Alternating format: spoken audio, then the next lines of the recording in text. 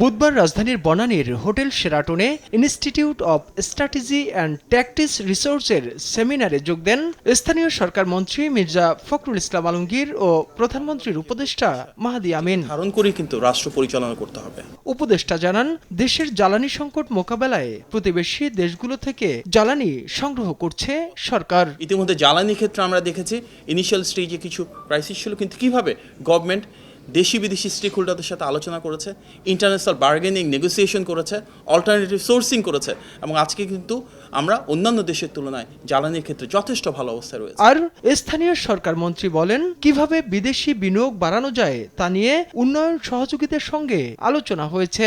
এই বিনিয়োগের ব্যাপারে সবচেয়ে বড় যে বাধাটা হয়ে দাঁড়িয়েছে তাদের মতে, তারা বলছেন যে এখানে আমাদের যে এজেন্সিগুলো আছে সরকারের খুব স্লো, এবং এটা একটা অন্যতম প্রধান একটা সমস্যা।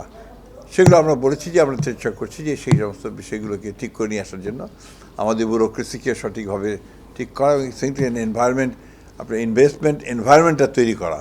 বঙ্গোপসাগরে নিরাপত্তা জোরদার, রোহিঙ্গা ইস্যুসহ নানা বিষয়ে প্রতিবেশী দেশের সঙ্গে সম্পর্ক স্থিতিশীল রাখার কথাও জানান তিনি। আমাদের সিকিউরিটি একটা আলাদা কোশ্চেন আছে, যে আমাদের বে অফ বেঙ্গল যে আছে সেটাকে নিরাপদ রাখা, আমাদের বন্ধুদের সঙ্গে আমাদের সম্পর্ককে স্থিতিশীল রাখা, আমাদের প্রতিবেশীদের সঙ্গে সম্পর্ককে স্থিতিশীল রাখা, এই বিষয়গুলো অবশ্যই আমাদেরকে সমাধান করতে হবে। গ্যাস উত্তোলনে আগামী 3 মাসের মধ্যে টেন্ডার প্রক্রিয়া শুরু হবে বলেও জানান মির্জা ফখরুল। যে আমরা রিনিউয়েবল এনার্জির দিকে আমরা যাওয়ার চেষ্টা করছি, আমরা আপনার সোলার এনার্জির দিকে আমরা যাওয়ার চেষ্টা করছি, এবং গ্যাস এবং তেল উত্তোলন করবার যে কাজগুলো সেগুলো আমরা শুরু করেছি। তাইফুর রহমান তুহিন, দেশ টিভি, ঢাকা।